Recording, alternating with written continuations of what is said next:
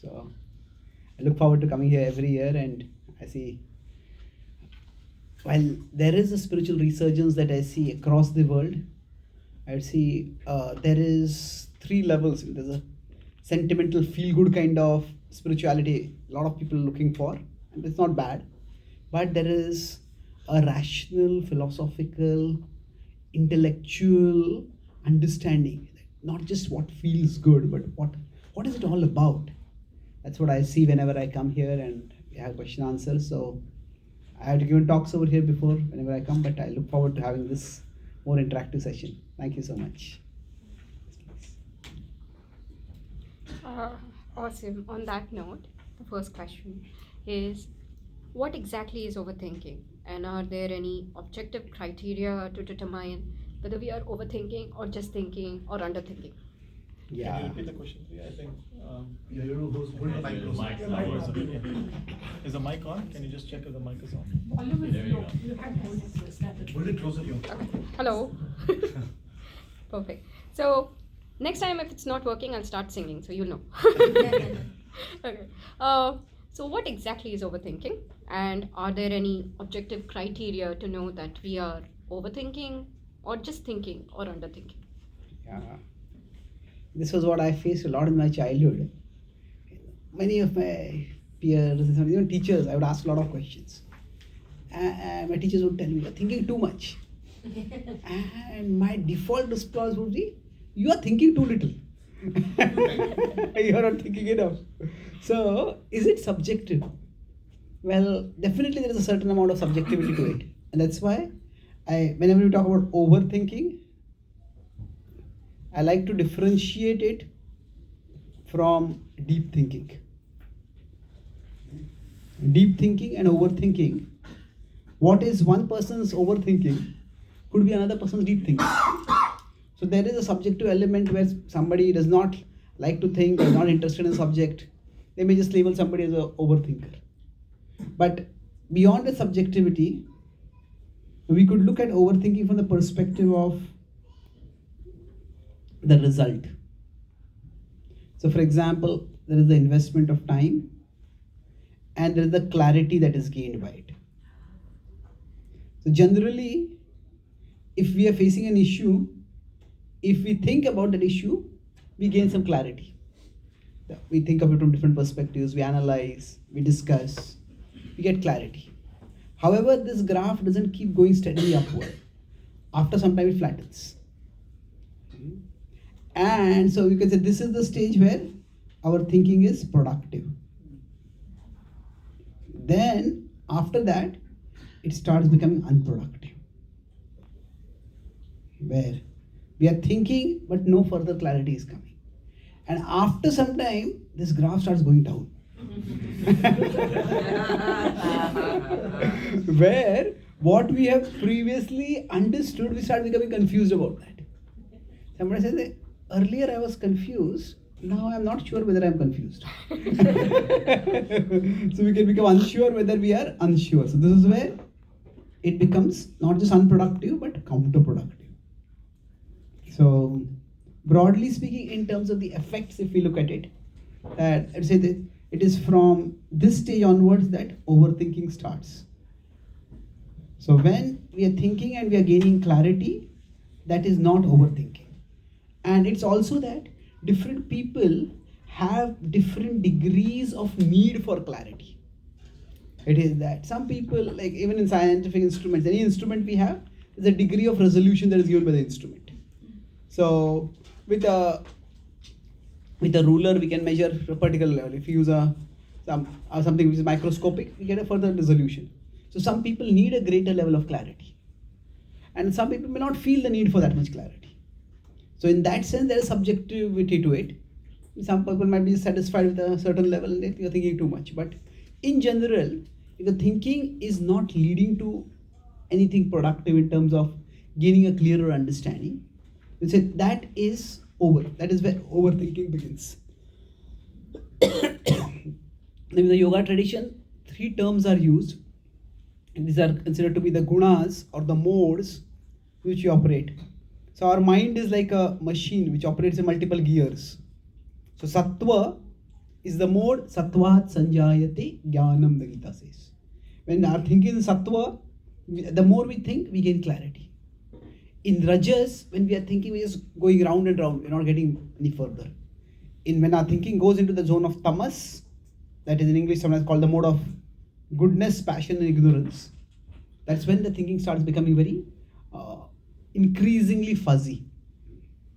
So broadly, overthinking is determined by the result. Is thinking helping me to do some action, or is thinking itself exhausting me so much and impeding me from doing any action? Okay, thank you. I have a friend who recently got an amazing internship. It's one of the top-notch companies in the world. But after getting that internship, which she was trying really hard for, now her thought is whether she should go for that internship or she should join a struggling startup so that she'll be able to learn more. The point being, this overthinking loop doesn't really stop. Even when we achieve something that we really wanted, the circle is again repeating. So where do we know how to stop after like what we were trying for to achieve? Yeah, it's a good example, or you can say it's a good example of a bad example. It's a situation where normally one should be very happy. Yeah. You see, if we consider the things that drive our thinking, there are two broad factors. One is the need for certainty. Can I be sure about this thing? And the other is curiosity. So I won't call it uncertainty, I'll use the word curiosity. So quite often, when we are driven excessively by the need for certainty, that is where we just can't stop thinking. Not only can we not stop thinking, we may think it is wrong to stop thinking. It's such a big issue, how can I not think about it? But the fact is that we just cannot have certainty in many areas of life. If you are going to make a particular decision, like in this particular career, it's going to have significant consequences. But how do we know whether one particular move is the right move? So that's why this certainty, do we need certainty? Yes, of course, we need a certain level of certainty. But we cannot have absolute certainty. So you could put it this way, if you put it in terms of pendulum, there is, on one side is, if I'm driven by certainty, then the result of this will be, we will always, if our driving thing is certainty, then we will never be able to stop thinking. Now, this is not a bad thing because you can always keep learning. But it's also that sometimes we have to make decisions. So one side is just waiting for certainty for too long. The other is impulsivity. Impulsivity is, anyway, you cannot be certain. Just do what feels good to you. Just go by your gut feeling. And yes, there are times when we need to go by a gut feeling. But just use our gut feeling should not become our justification for not doing our homework, not thinking adequately. So something just feels good right now does not necessarily mean it is good. That's why I would say in between these two, between the making our decisions based only on impulsivity or waiting for certainty, we can seek clarity. Clarity plus curiosity. So clarity means, okay, this is how much I have understood. My understanding has gone this far till now, and with this much understanding, I'm moving forward. So if we work that way, if in this particular situation, if she decides that, okay, these are my parameters for me, these are the things that are important for me, what do I want to do in my life? And based on that, this particular decision seems, these are the positives, these are negatives, these are the positives, these are negatives. And then we weigh them. Now, it may be that 1 year down the line or 2 years down the line, we may get some more information. Now, some decisions cannot be changed, but it's not that if we have gone a particular way, we have to go back to the start and again begin. From wherever we are, we can also do some course correction. So that's why accepting that some level of uncertainty will always be there in life and being ready to take that risk. But I would say the risk is more in terms of, we can phrase it positively as curiosity. It has always more for me to learn. Learn more about life, learn more about the world, learn more about myself. And in that way, we won't be hamstrung by the feelings of uncertainty, which way otherwise, see, uncertainty does two things. Uncertainty accelerates our thinking and paralyzes our doing. So that's how we get, it's very frustrating. When the ideal situation is that we are thinking and we are doing. And the thinking guides the doing, and the doing refines the thinking. This is the ideal situation. So by doing something also we gain some clarity. Okay, is this really working for me? So it's not that just because I have done some thinking, now this is what I'm going to live by for the rest of my life. No, life evolves, we ourselves evolve. So the ideal is where both contribute to each other. But overthinking has a toxic effect on both. When you start overthinking, the thinking gets accelerated. And the doing gets not just decelerated, but gets paralyzed. And what is that phrase? Paralysis by analysis. So I'm thinking so much that I just can't do anything. There was a centipede who was dancing very gracefully. Centipede as a 100-foot creature, dancing very beautifully. And there was a spider who just couldn't do anything. Spider felt jealous. So he said, you dance so nicely. Can you tell me how, after you lifted your 64th feet, how did you decide that you should read the 81st feet after that? I was thinking. He just couldn't dance after that. Okay. So there is a naturality over there that was lost by overthinking. So if our thinking gets accelerated not in a sense that we move forward, but we just go round and round in loops, then it becomes a problem. Thank you, Prabhuji. Yeah. I'll convey your message to her. So I'll ask the next question, and post that we will open up. We'll take 2 questions from the audience, and then again I'll continue with the list. So the next question is, what does the Bhagavad Gita say about overthinking in terms of its causes and its cures? Yeah. So I could take the whole session for this. I'll try to keep it brief. So the cause of overthinking is primarily one that is attachment. Now, attachment to what? Attachment to that things have to be in a particular way. That life has to turn out in a particular way. That people have to work out in a particular way. Attachment that what opinions I have, they have to be proven right. Whichever way it is attachment that leads to overthinking. So, on the other hand, if we can have a certain level of detachment, now there are 2 distinct words and I'll slightly differentiate between them. There's detachment and there is non-attachment. Now, while the 2 are similar, there is a small but very significant difference between the 2. Sometimes detachment can be mistaken for apathy, not caring for it at all. But detachment is not apathy, it is more of impartiality. It is impartiality is, okay, this is the way my thinking, my judgment is going right now, but I'm open. If the evidence points me in another direction, I'm open to go in that direction. See, much of the psychological aspect of the Bhagavad Gita, and to some extent the spiritual aspect also, I found that it is very much similar to science. The Bhagavad Gita, in many ways, a yogi is like a personal scientist. Personal scientist means that our own personhood is the object of the scientific experiment. We are observing, okay, if I act in this way, if I adopt this spiritual practice, then how does it affect me? If I do this, how does it affect me? So in that sense, it's about self-observation.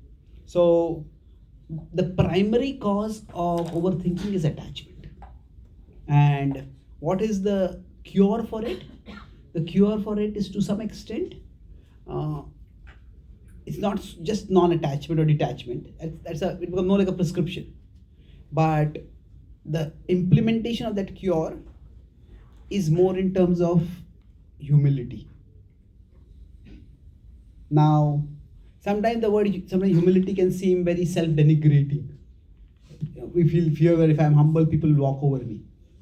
But I often see that actually humility, at least in the intellectual domain, is not different from curiosity. So curiosity is what? I want to know more. A curious person does not devalue what they know. Now, somebody is curious, okay, I got a PhD in this field, but I want to do some postdoctoral research also. They're curious, they want to know more. So humility and curiosity are the same in the sense that in our life, there is what we know and there is what we don't know.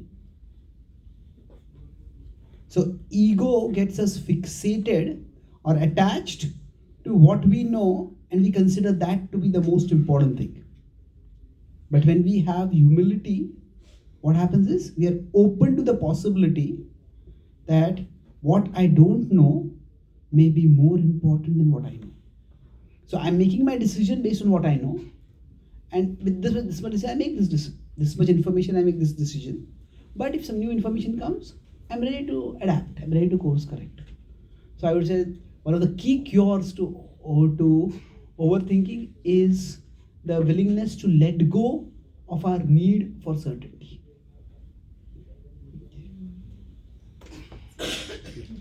Thank you, Prabhuji. Any questions? Anyone want to ask a question? This is like really interesting. So when you talk about attachment and detachment, and then in practical life, there's what most people can relate to is expectations. So I guess like that would be similar when people expect something. That means that's similar to attachment to their thought of what things should be.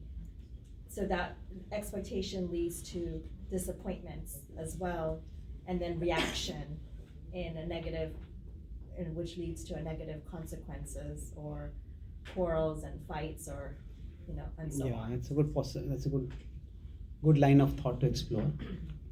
At one level, expectations are just natural. Right. If you have come for a talk on overthinking, and I start talking about politics, Right. that will not be, that will be a frustration of your expectations, and it's natural to be upset about that, isn't it? So in every interaction that we do, there are expectations. Now, what is the result of the expectations? Is the expectation focusing our vision? Like if you come prepared, okay, so when we talk on overthinking, then I want to learn more about this. If we have a talk on quantum physics, we go with that frame of mind. Is my expectation focusing, or is it narrowing me? So what the problem is not so much expectation, it is again attachment to expectations. Sometimes we may expect a particular subject to be dealt in a particular way, but then you may find it's dealt in a different way, and maybe it turns out to be better. So generally, most likely, we have talks over here. Today we are experimenting with a podcast. Now, so if somebody is attached to things being done in a particular way, then there can be a problem. So expectations are not the issue. It's the attachment to the expectations which makes us not open to something might be happening in a different way. So it's like our finite vision. We always have a finite vision of things. Now, finite is not a bad thing. Finite could be involving focusing, or finite could involve narrowing. So now focusing is a positive. The finite vision is not the final vision of things. So if we understand this point and open to accept this point, okay, I come with particular set of expectations, but the reality may be slightly different, maybe significantly different. And then I may have to adjust accordingly. So in the relationships, when we expect the other person to behave in a particular way, and that person behaves in a totally different way. Why did they do that? What were they thinking? We try to figure out people. And sometimes figuring out people is also a cause of not just compulsive but manic overthinking.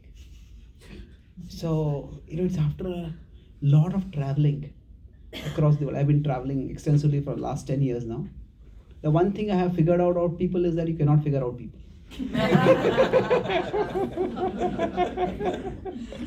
So, we can try to get some understanding, and we may use some model, Enneagram or this or that, and it's helpful. But people are complex, and each individual is more complex than any model that we may use to understand it. Models can be helpful, no doubt, but if you become too attached, see, every relationship relationships have to have this healthy combination of predictability and unpredictability. Now, if the person, so this is related to the expectation and attachment. So what happens is, if we have too much expectation, then we expect the person to be very predictable. Now, predictability is good if you see on the positive side. Predictability gives us some stability. That I can count on this person. If I call this person and ask for something, they'll be there. But sometimes predictable can also become boring. That means, if I'm going to say this person is going to say this. If I'm going to do this person is going to do like this. So we start feeling as if I'm living with a machine. I press this button, this is what is going to come out. What is going to come out. So it can become very empty after some time. Now, if you consider unpredictable, the positive of the unpredictable is that it keeps things exciting. Oh, I learned something new about you. I didn't expect that you would respond this way. But if it's too unpredictable, then it becomes very disorienting. It's like, talking with some people is like walking into a landmine. What I speak in what trigger in the other person what way, we don't know. And that becomes a big problem. So I think expectations are natural, and some people may be more predictable than others.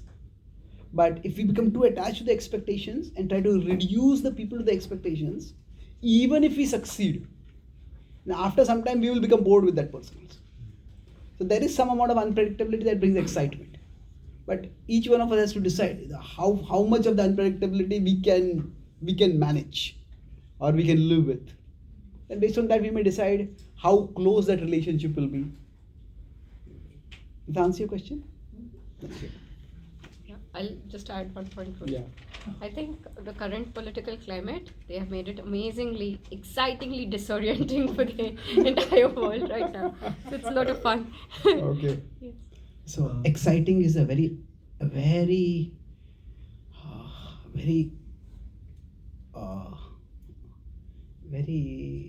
impressive level of politeness. Hi,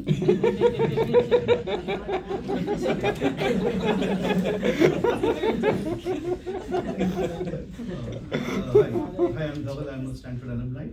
A question I had is about two words that one you mentioned, one you didn't, but I wanted to know your thoughts on.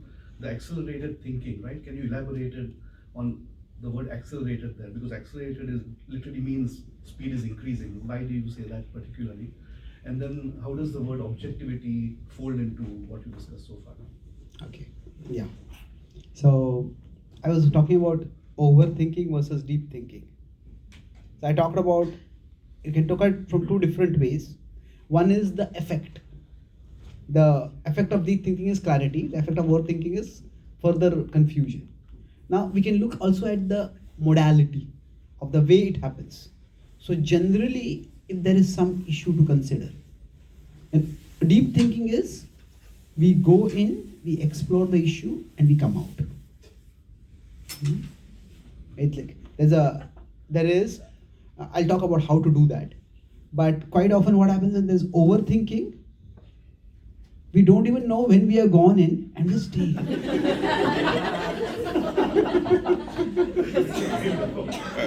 so that's overthinking. So one of the ways I have found very helpful is scheduling.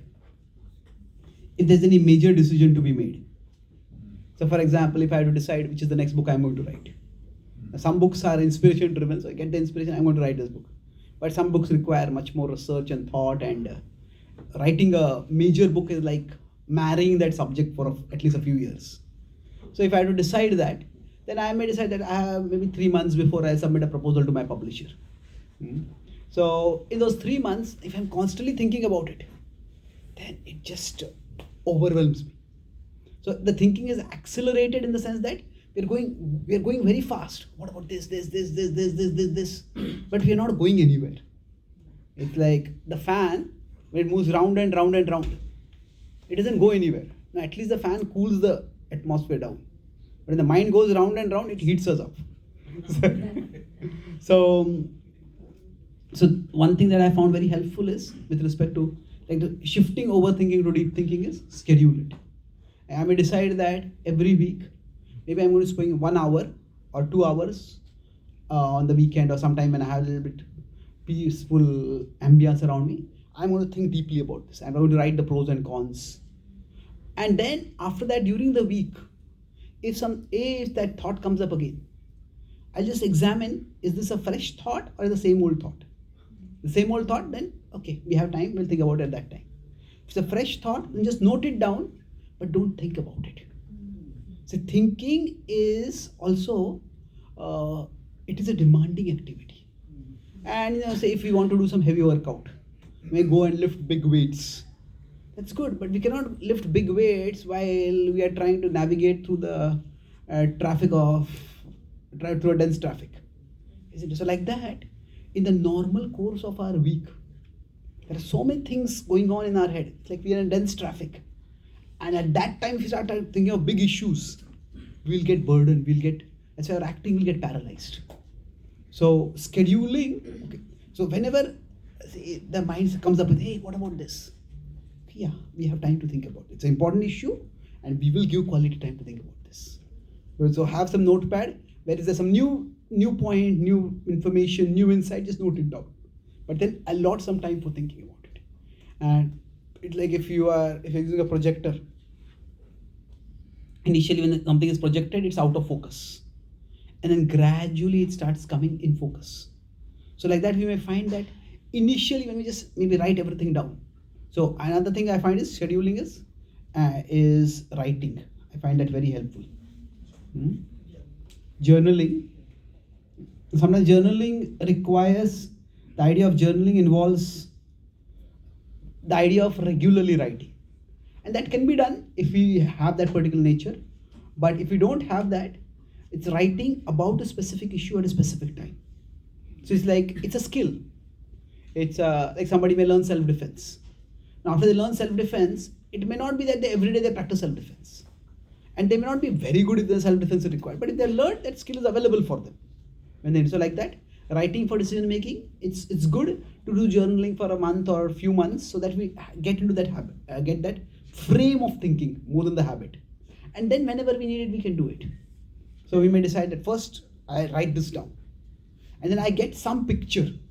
It may not be final picture. Right now these things are out of focus, but this is my tentative understanding right now. And then every week we revisit it. At the time we think more about it. Slowly we start getting some clarity. Generally I find after 2-3 months, if that's the time I have allotted for making that decision, then it helps me, okay, and this is the reason I'm writing this particular topic, exploring this particular topic. So when we do deep thinking, I find that there is a very healthy balance of firmness and flexibility. How does that happen? It's that there's firmness because I have done my homework. And these are the reasons why I'm going to do this. Otherwise, sometimes after making a decision also, we are constantly second guessing ourselves. Maybe I should not have done this, maybe I should not have done that. We have firmness. Whenever the mind starts second guessing us, these are the reasons. We can revisit it. We can keep it in a notepad or something, or key summary, and we can revisit it. But then we don't just have the reasons why we are doing it. Because we have done the homework, we have the basis for the reasons also. And the basis itself changes. Then we are open to be flexible also. So if I decide to write on a particular topic, and then I find that, okay, this topic it was very popular at one particular time. But by the time my book will come out, this topic is not so much relevant or not so much in the public mind. And I may decide, do I really want to write on this? Okay. Question. So once you write it and you get the firmness, there are also chances of you getting back into that, let's say after a certain period of time, you start second guessing yourself, right? So how do you break that thought when you already know that it has been accomplished and established, but there are other reasons why you kind of get back into it? So there are two possibilities. One is that some new information has come up, and then that new information is to be incorporated. It's like we are having a canvas, and based on the canvas that we have drawn, we got a certain kind of picture has emerged. A certain level of clarity has come. If new information comes in, then we may have to add some new strokes to the canvas. But if there is no major new information that has come, then we just revisit the reasons why we are doing something. And that way, we will be able to put a break on the overthinking. So we'll also talk about another aspect is we need to be able to do shifting. That one of the ways to stop overthinking is to have something else to think about. But before we can shift, we at least should be convinced that I should be shifting. If we are also not convinced, then what happens is, like we are having a discussion with someone and that person wants to change the subject and we don't want to change the subject only. Then they shift and we come back, they shift and we come back. So we should both agree, okay, the subject we have discussed enough, let's move to the next subject. So I find that treating the mind, which is there inside us, which is a tool for thinking, sometimes treating it like a person is quite helpful. It's not a person, it's more like a software, highly programmed and sophisticated software. But treating it like a person, it helps us to get a certain level of distance. So the Gita explains that our existence is 3 levels. There is the soul, there is the mind, and there is the body. These 3 levels. There is our spiritual side, our mental side, emotional, psychological side, and there is the physical side. So these are like the hardware, software, and user.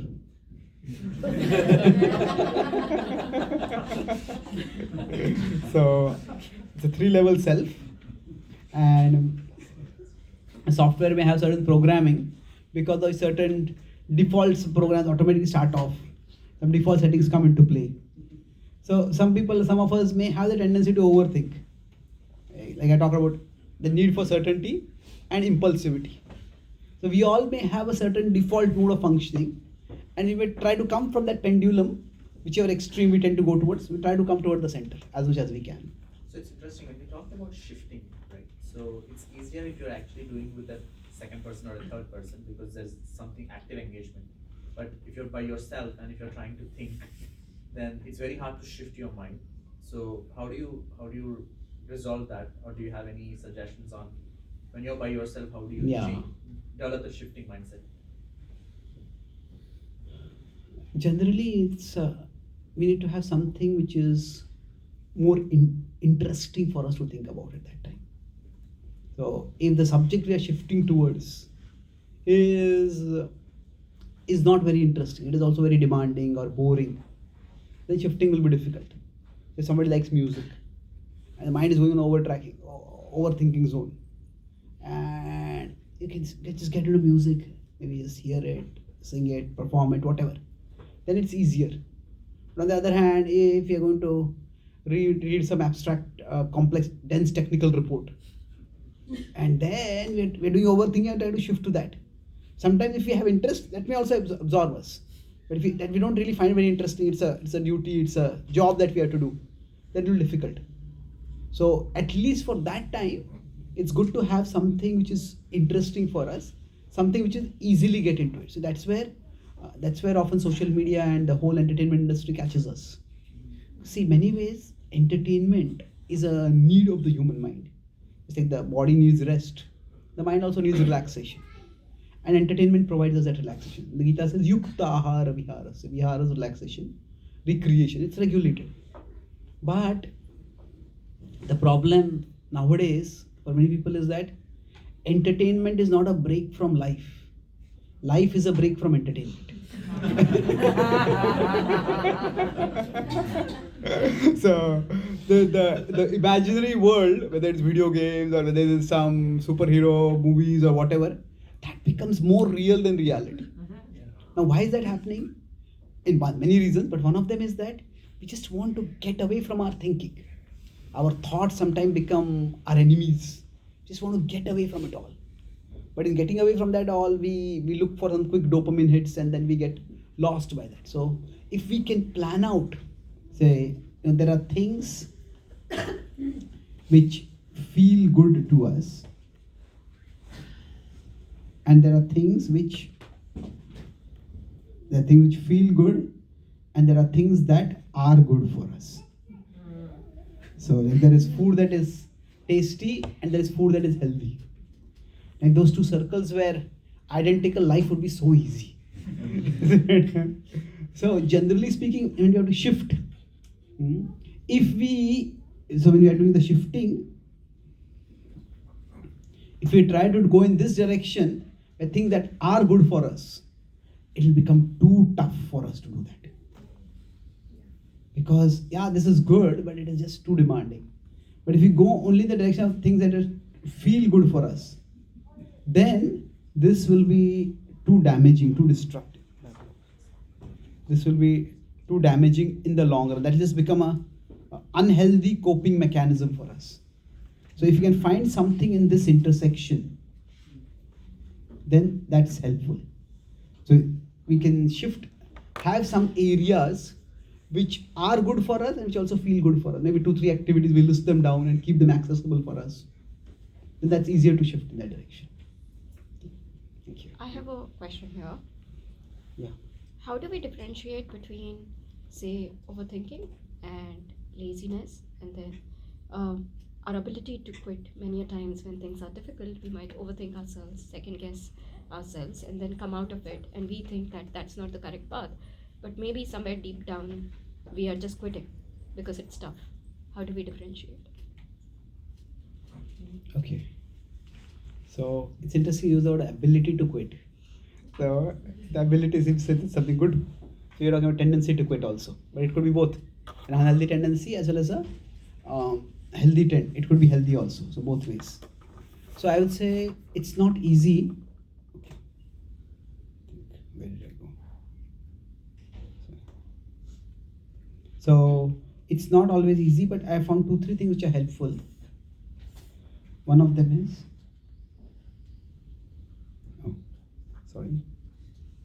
something is wrong.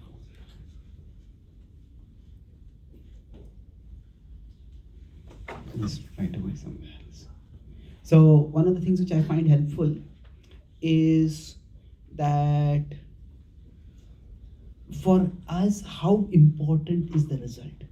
The Gita gives this principle that whatever we do, any worthwhile thing that we try to do in life, there will be some poison in the beginning. It will be tough. But eventually after that, the nectar comes. If you try to learn a new language, you try to learn a new skill, then it's always there's some poison in the beginning. It's difficult. But then after that, the nectar comes. So now, if we are going to persist through the poison till we reach to the nectar, then there are 2 key questions over there. How much do we really want the nectar? How important is it? And second is, how much is the poison? Isn't it? So for some people, say if they want to learn a new language, some people just have a linguistic ability. And for them, learning a new language is more like an adventure. For some people, it's like a burden. How long am I going to do this? So if we find that it's difficult, it's going to a lot of poison, but it's important for me, then we may decide to persist. But sometimes we may start exploring something and we may decide, yeah, okay, it's good to know, but it's not really that vital. It's not that stimulating for me also. Then letting go of some things, it's like there's a difference between quitting and walking away. Quitting is more with a sense of failure. This just didn't work and I'm fed up with it. But walking away is that in every activity there is a trade-off between the effort and the reward. So if at a particular point we decide that the effort I am putting in and the reward I am getting from that is just not worth it, then walking away is actually a sign of prudence, it's a sign of intelligence. Because we can't do everything in life. We all have certain gifts and we need to develop those gifts. And some things we may not be good at, and sometimes becoming good at that thing may take so much effort that it just exhausts us otherwise. Okay, thank you.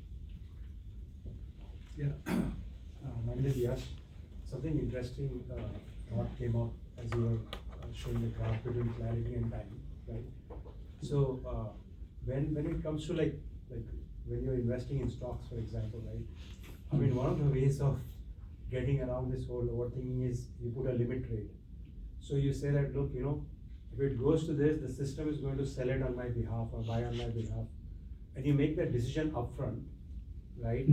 Because otherwise, if you come to the decision point, you're again with the more information that is around you, geopolitics and all this, right? You again get into the same mode. So in some sense, you decide, oh, this is good for me. I'm deciding it now, even if it happens after 10 days, I'm fine. The machine executes the trade.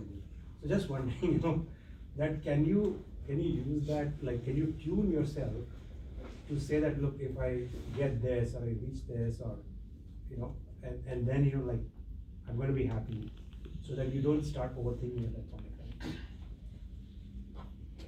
Yeah, it's a decision, right? It's a decision. Yeah, so it's Clarity and decision.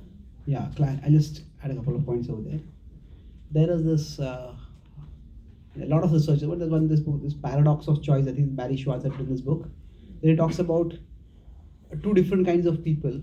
If I want to buy a smartphone, and I want to make sure that I'm buying the best smartphone, and spend a huge amount of time and effort buying it. And there are others, okay, I decide that I want to buy a smartphone, and maybe for the next 3-4 days, 1 week, I just explore, find out, and after that I'm going to buy. So generally, people who spend more time exploring, they do get more value for their money. So that is a positive. I think he calls them as maximizers and optimizers. Different people use different words. But maximizers means I put in the best effort to make the best decision. But the problem is, maximizers, because they have put in so much effort, their expectation from the product becomes very high. And then after that, if the product does not live up to the expectations, the frustration also becomes very high. And then because that quest for certainty is so strong, so what happens because of that is that there is still that lingering fear. Maybe if I had explored more, I might have found a better smartphone or a better device. And that's why sometimes in some areas of life, it's that we have to, that good is good enough. Now you may say, I won't settle for the good, I want the best. Well, yes, that's a good attitude. But the amount of effort required to get to the best, is this that important for me? You have many areas to work in life. If you just start looking at smartphones, you probably spend 6 months full time from morning to evening just reviewing the smartphones. There are so many parameters. So if you just don't have that much time, so that's why the level of the quality that we want in a particular product or a particular area of life has to be seen in the light of how important that is for my overall life. So if there are just too many options, and we keep expanding the menu of options for us, then the person just becomes overwhelmed by the options themselves. I saw a cartoon, it's obviously not true, but it says a person went to a hotel which had like 10,000 items in their menu. And the person died of starvation while not looking at the menu itself. Yeah. Yes, please. You mentioned quest for certainty just now. Is certainty a myth? I mean, do you really need to spend your energy and time in something which is a myth?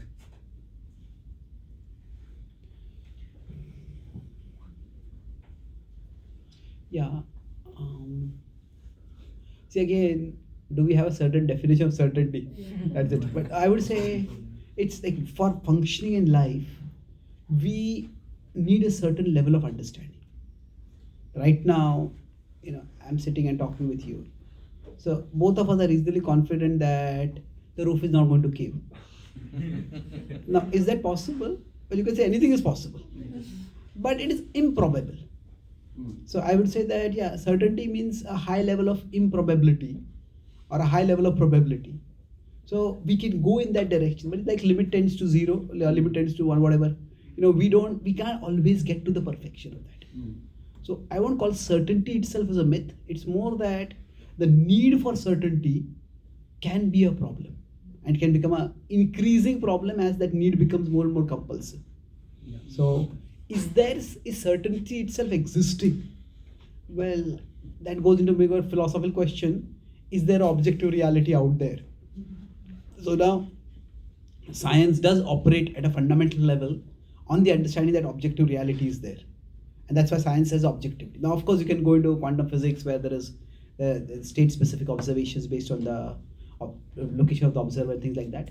But broadly speaking, we can say that if there is an objective world, there can be certainty in terms of the knowledge that is possible to acquire. But whether we have certainty right now, that is something which is something we have to be careful about. Yeah. My question is coming from this, that in pursuit for certainty, we sometimes end up taking decisions in impulsive manner because we get so much frustrated by the time, by the time and energy we are spending in to achieve certainty, we end up taking decisions in like impulsive. Do you agree with this, or do you see this? Yeah, it's almost something like you go from pendulum, I'll think a lot and carefully, and finally I just go get fed up about thinking and just do whatever works. Yes. I think like we're all facing that now in geopolitical. There's impulsiveness, decisions being made day to day. It's not thought out. The consequences are not thought of, and then going back and forth, right? Yeah. So that's an example of. There's a Yeah, question, but there is no thinking there. There's a question. Okay, just Hi. yes, just sorry, 1 minute. I'll just complete this point. 1 minute. My Never mind. name is Lee Greenberg. Can you, he's going to complete the point. And It's okay. He needs to wait. No, it's okay. Please continue. Please continue. Is it okay to talk? Yes. Yeah, please. I have a problem. I have OCD, and I'm very meticulous and fussy the way I do things. How do I get over that problem?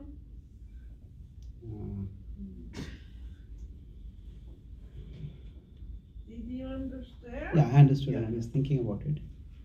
See, somehow with respect to physical health and mental health, I find that, am I audible to you clearly? So the Bhagavad Gita's view that I talked about, we have our spiritual side, then we have our mental side, and then we have our physical side. So in some ways, it is helpful to consider the mind and the body to be similar. Mind and the body? To be similar. In some ways, it is helpful. Say, for example, if somebody has a physical impediment. So, now, for example, I have polio. So, by one leg, it just can't work. So now there is no cure for polio available. So sometimes we have a particular physical condition which limits us in particular ways. And just let me complete this point. So then we need to work or function within the limitation. So same way with respect to some mental health issues like OCD, that we have a particular tendency. Now within the limitation itself, we can function and we can have a meaningful life. Now okay, go ahead. I'm sorry, I didn't mean to interrupt. Yeah, please go ahead. You, but my favorite guru is the Dalai Lama and Thich Nhat Hanh. Those are my favorite Buddhas. I like them a lot. I try to listen to them and what they're saying. That's good. It's both of them are very exalted thinkers. I think it's good that you are getting that guidance and you're learning from them. Now, just to complete my answer, what I was saying is, with respect to mental health challenges, there is that certain level of uncertainty about whether they can be overcome or not. Some people in the past, if you consider the right wing attitude and the left wing attitude, the right wing attitude is you are just weak, you don't have good ego, you are just weak, just buck up, have more willpower and deal with it. And that's just not true. No, we wouldn't do something like that with a person who has a fracture. Tell them, lift a heavy weight, come on, you can do it. No, we wouldn't do that. So the right wing attitude was, it's all a matter of willpower. Now the left wing attitude is that sometimes each of these political left and right can go toward the extremes. The left wing attitude is that it is maybe something happened in the childhood, maybe the society is having so much aggravated stimuli coming in. It's not that we have OCD. It's questions, why doesn't everybody have OCD? Everybody should be having that. So it's like the entire blame can be put on the individual or the entire blame can be put on the society. So now where does it actually fall in real life? Each individual has to find that. So I would say whatever limitation it is putting for you, within that you function as much as you can. And sometimes in some areas you may find that you may be able to deal with the symptoms better than others. So rather than thinking of overcoming it, first focus on building a meaningful life within its limitations. And then as the meaning within your life increases, then you see that I can do something of value. Then you will be able to see that, okay, other things, I might be able to overcome this in particular areas, in other areas. Change can happen afterwards.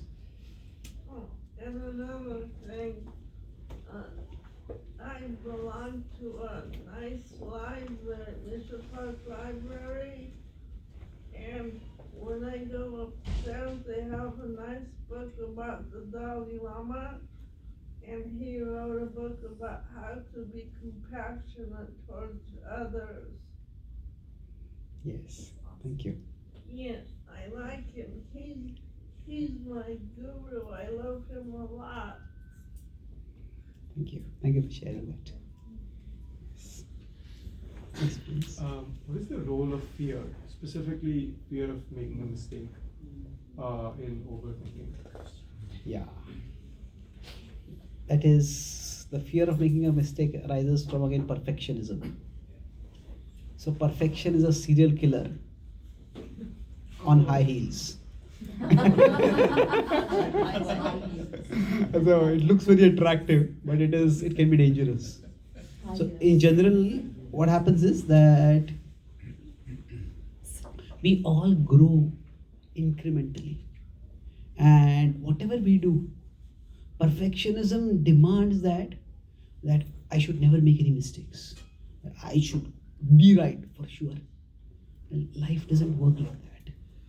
So as long as we are incrementally improving, then to some extent we need to be satisfied with that. Now in some areas, of course, perfectionism may be required. But so then we have to be ready to focus on those areas. Is this area that important for me? If somebody is, say, doing heart surgery, they have to be meticulous before they actually handle a real case. So but if you see there, the person is also trained to put in that much effort. Now, do we need that level of certainty, that level of freedom from mistakes from all areas of life? So, one sense is that if you consider the idea of intelligence, intelligence can have many aspects, but one of them is to have a sense of perspective, to understand or to be clear about what are the big things in our life and what are the not so big things in our life. And then we can keep the big things big, and that means there I will work, I'll have a low margin of error, I will strive to get things as right as possible. And in some areas, it could be keep things small. Say if we are folding our clothes. Now we want to fold our clothes properly. But some people are extremely meticulous. The crease has to come like this only, this has to happen like this only. And then, for some people, they'd actually do that. But if they impose that expectation on others they think, okay, they folded. Why are you so paranoid about these things? So each person may have to find it, okay, this is the way I need things to be.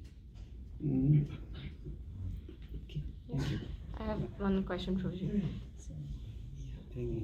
Is that part of overthinking too? Like folding it in particular, like it's not related. I'm sorry.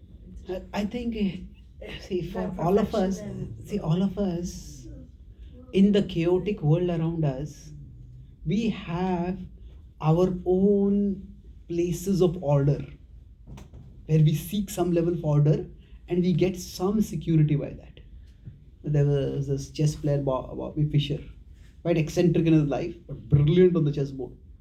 So he said, I love chess because it helps me make sense of, the chessboard makes sense in the insanity of life. It says something like that. Basically. Focus. So, for all of us, we need some areas of, some pockets of certainty, pockets of order, pockets of predictability. So, which will those be? It varies from person to person. So, I wouldn't say that's overthinking or over-controlling. It is just when we start imposing that on others, it becomes a problem. I am a very word-conscious person. So, wherever I go, I have become like an unpaid proofreader of everything. So, unpaid proofreader means anything that I read and find faults in it. And even the simple notice I'm reading in the college, I'll see, and then I get agitated whenever there is a proofreading mistake. Now, of course, I make mistakes in spite of that. It's quite embarrassing, but it's much easier to find faults for others for writing than our own writing.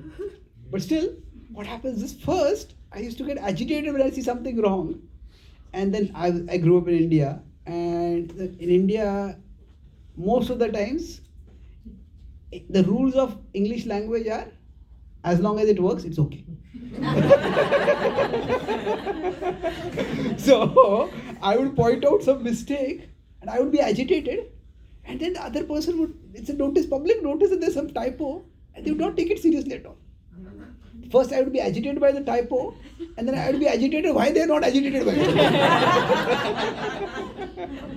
it. So, I realized for me, I need that level of order in my life. But I can't impose it on others. Okay. So, Here's a question. Sorry, I hope this is an incredibly naive question, and I hope it's not a digression or a shift of attention. So, is it possible to apply some kind of meditation or training to reduce our level of overthinking? So some practical tips? Yes, good question. The question is about, can meditation help in overthinking? I'm stopping overthinking, yes. Broadly, I found that among the various methods, I talked about one is slowing our thinking.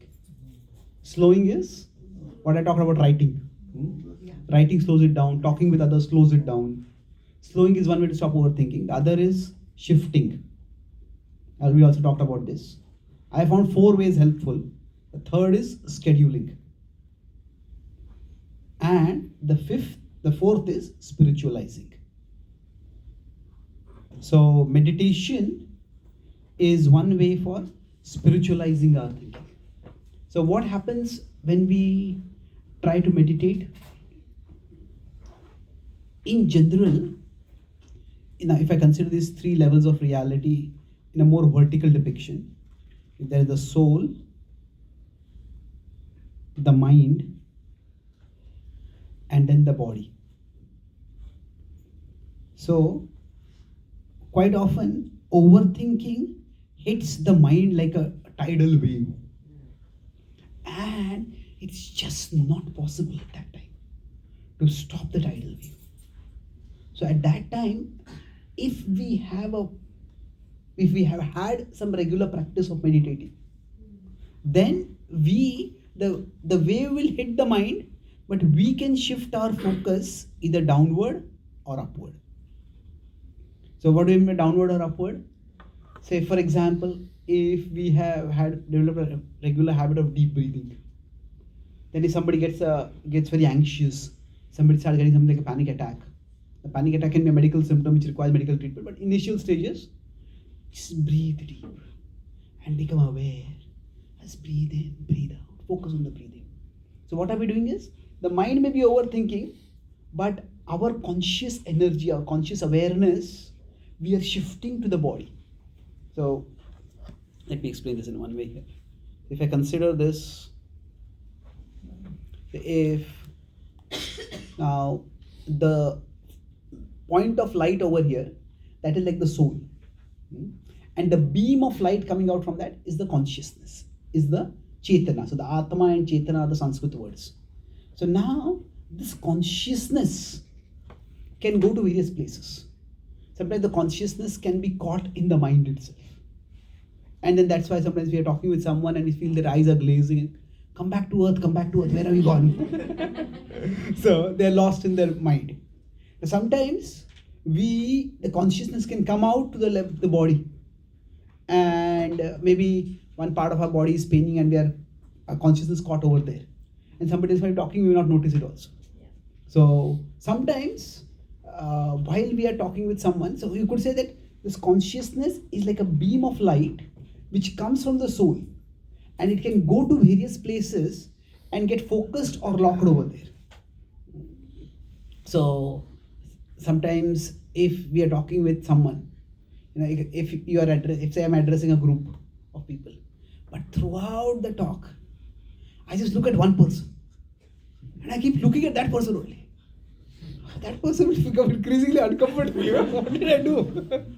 But the consciousness, I might do it consciously because I want to I have to send some message to that person, or I might be so caught in my thoughts that I don't even notice I'm looking at that person. But either way, the point is that this beam of consciousness that is going, it can go to various places and it can get situated or even locked in particular places. So when this beam of consciousness that is coming, when it comes from the soul, when it gets locked in the mind, that's when overthinking starts happening. So we need to get it out of the mind. And that's what we talk about shifting. But meditating is a particular form of shifting. Spiritualizing is where we have certain patterns of activities that we have habituated ourselves to doing. So then deep breathing, it shifts our attention to breathing. So in my tradition, we do mantra chanting. So when we repeat the sound of the mantra, then the consciousness shifts to the mantra and gets focused over there. So meditating can involve focusing on some physical reality, like mindfulness, where okay, just notice 3 touch sensations. What are you touching? Notice some 3 sight sensations. Notice some 3 sounds in your surroundings, whatever. So try to get the consciousness out of the mind and get it down to the body. Now for many of us, getting it down to the body, the physical level might be easier. But over a period of time, we can also raise it to the spiritual level, where based on our particular tradition or conception, we may have some vision or notion of the ultimate reality, and we focus on that, we dwell on that, and that also calms the mind. So definitely spiritualizing or meditating are very powerful ways of slowing down the of the overthinking tendency of the mind. Thank you. At this point, I'm mindful of the time, and we want to end this session. Just one last point or question, perhaps, Roji. Currently, the climate across the world, like, and especially for a lot of our student communities, because all of us are trying to get our next job or internship, there is a lot of uncertainty, even in terms of visas. And in this situation, even if someone is not replying to a single email, that can actually take us to a much larger or deeper spiral of pain of overthinking, because there's a lot of uncertainty, and that actually propels our overthinking. So some simple tidbits which all of us can understand, and we should remind ourselves that, okay, if you're not getting that email, we are still okay, we are good. Yeah, it's. I recently put a post on this on my LinkedIn. I talked about 3 things.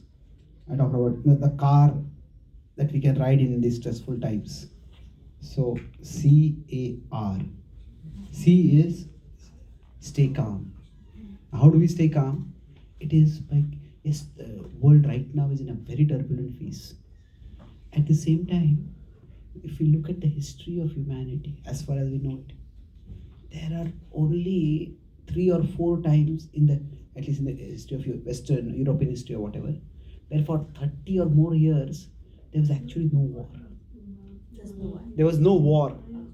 So in last 2000 years, there were only 3 or 4 times in the history that for more than 30 years there was no war. So if one king reigned for about 30 years, there's no war. That's like a big record. So relatively speaking, before the Ukraine war happened, the Western world had a significant level of peacefulness. So we might start thinking this is a norm, but it was actually something rare as compared to what was the norm. So yes, it's a lot of insecurities there, but certainly it's not that our homes are being destroyed, it's not that we are being shot dead. So life is unpredictable and life is difficult, but that's how life has been. See, one of the things which the Gita and even the Eastern wisdom tradition, Buddhism also tells that dukkha is the first truth of life. Now, this does not mean that we all have to be miserable all the time, but it just means that some way or the other, distress will be there in life. So if we say, for example, go to the Himalayas, and it's going to be cold over there. And if somebody comes to the Himalayas and says, oh, it's so cold, it's so cold, it's so cold. Other people who are going on the Himalayas, they say, what you're saying is so old, so old, so old. So it's that the world will always give us reasons to be agitated. And yes, now what we are experiencing right now is quite severe as compared to recent history. But it's that if we look at the bigger picture, things could have been so much worse. They are bad, but they can always be worse. So in that sense, that's not the very most optimistic way to become to optimism. But it's just that we see at a certain level of perspective. So first is being calm. And the second is be adaptable. So adaptable means that we may have a particular plan in life, and that plan will just be thrown completely to a dizzy because of this. So if that happens, then we have our plans. This was my point which I want to make about detachment earlier. See, we have our plans and we have our purpose. So we need to hold our plans lightly and hold our purpose tightly. So hold now. I may say, I don't even know my purpose. What am I going to hold? How will I hold the purpose tightly? Well, but whatever is it that you think, you don't have to think of purpose in a ultimate metaphysical term. You can think about purpose is, what is it that I can do that will add meaning and value to my life? And I can go in that direction. So it's a hold our plan. Adaptability is that basically. Whatever we understand our purpose to be, that we hold our purpose more strongly than our plans. And the third is, if I want to get to this car, is be responsible. Now responsible, what I mean by that is that each one, there is this tendency that our own own mind may start making us feel that whatever we do does not make any difference. Our actions, our voices, our virtues, our votes, none of those matter. And that is not always true. Yes, there are some areas where our actions don't make a difference. But there are some areas our actions may make a small difference. Some areas they may make a large difference. So being responsible in this sense means respecting the power of agency that we have and using it as well as we can. And who knows how much the ripple effect may extend. So be calm, be adaptable, and be responsible. Thank you. Thank you, Prabhuji. We'll all try to get onto that car and Safe travels. I will take your book along with me on the car. Okay, That's you. also the next plug for. So Prabhuji has written several books, and we have these amazing copies here. Gita for the CEO, and So much of what I spoke today is from this book. This is the Gita, as you mentioned, the Bhagavad Gita. It's a book from the Eastern tradition. And how does it apply in the corporate world? In not just in the corporate world, but it's for not just for CEOs, but anybody who has the aspiration for leadership, who is in a position of having to lead their own lives, which is all we have to do. So I have presented the Gita as a conversation, a contemporary conversation between two individuals who are leaders in the corporate world, one who knows the Gita and one who wants to know the Gita. And just like I was drawing some simple diagrams, pendulums and quadrants like that, there are diagrams which illustrate. It's quite a light read, but many of the concepts about overthinking and mind management and mindfulness and similar concepts I explained in this book, so it's available. yeah. This is a little more devotional book for those of you who are more interested in bhakti specifically. This prayers inspired by the Bhagavad Gita. So each of this has one picture of the deity Krishna, and then one line prayer summary, and then the poetic rendition of a Gita verse, and there is a reflection based on that. So there is quite a comprehensive table of contents based on which can help us connect with whatever the particular situation we are facing. If we feel lonely and abandoned, if we feel spiritually disconnected, if we feel our cravings becoming too strong, if we feel that our life is not making sense. So there are prayer reflections for each of them. So both of these books are available. I'll be here for some time. If you have any further questions, or if you have any, if you would like to have the book signed. Will Thank you, sir. AI take away overthinking? Sorry? Will AI take away overthinking? I think that question is overthinking.